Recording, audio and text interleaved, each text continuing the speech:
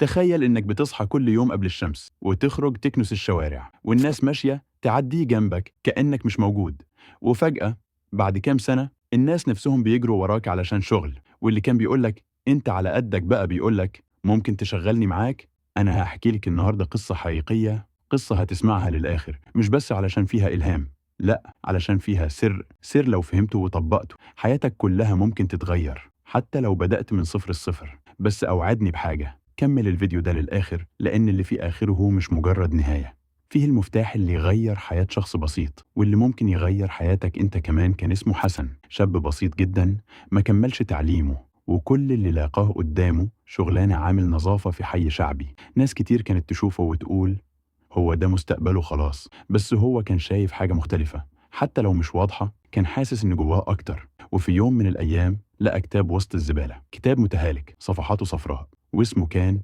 إزاي تفكر وتبقى غني.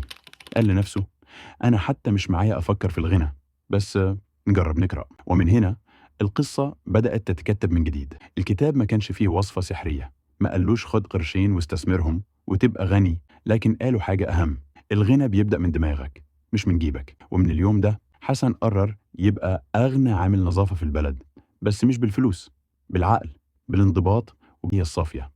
بدأ كل يوم يقرأ صفحة، يكتب فكرة، ينفذ عادة صغيرة، وفجأة بقى يوفر من مرتبه 5 جنيهات 10 جنيهات، مش كتير لكن كان مستمر. الناس كانت تضحك عليه لما يشيل مصروفه في علبة سمنة قديمة، بس بعد شهور اشترى أدوات تنظيف من نوع خاص وبدأ يعرض خدمات تنظيف للمحلات الصغيرة بسعر رمزي. واحد قاله انت هتعمل شركة وانت أصلا عامل؟ رد عليه وقال أنا مش عامل، أنا مدير مشروع صغير جدا لسه في البداية. بس زي أي قصة نجاح الطريق ما كانش مفروش ورد، كل ما ينجح شوية تظهر عقبة، حد يخونه، صفقة ما تكملش، موظف يسيبه في وقت ضغط. لكن كان عنده حاجة محدش يقدر يكسرها: الاستمرارية. كان فاهم إن النجاح مش سباق، النجاح جرعة صغيرة كل يوم، زي ما قرأ في كتاب تاني بعدين: العادات الذرية. التغيير مش بضربة، التغيير بنقطة توصل نقطة. بعد 3 سنين بقى عنده أول عميل كبير، وبعدها بدأت الناس تثق فيه وتحكي عنه. أنشأ شركته الصغيرة وسماها نظفها بضمير، مش علشان الاسم حلو، بس لأنه كان شعاره فعلا. وبعد 5 سنين حسن بقى بيشتري عربية جديدة نقدا، وبيتكلم في مؤتمرات عن ريادة الأعمال، وبيساعد شباب زيه بدأوا من الشارع.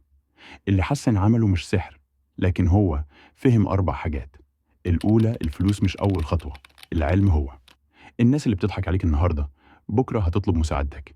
ثالثا، ابدأ من مكانك، مش لازم تنقل، لازم تبدأ. الرابع، النجاح هو مجموعة قرارات بسيطة تتكرر يوميا.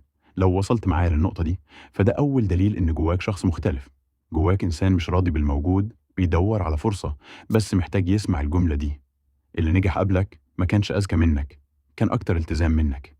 ابدأ بقرش، ابدأ بدقيقة تقرأ فيها، ابدأ بفكرة، بس ابدأ. لأن كل اللي اتأخر عن النجاح كان مستني الظروف تتغير، وحسن غير ظروفه بإيده. لو القصة دي لمستك اشترك في القناة وفعل الجرس، لأن عندنا قصص حقيقية، وقصتك انت ممكن تبقى الفيديو الجاي.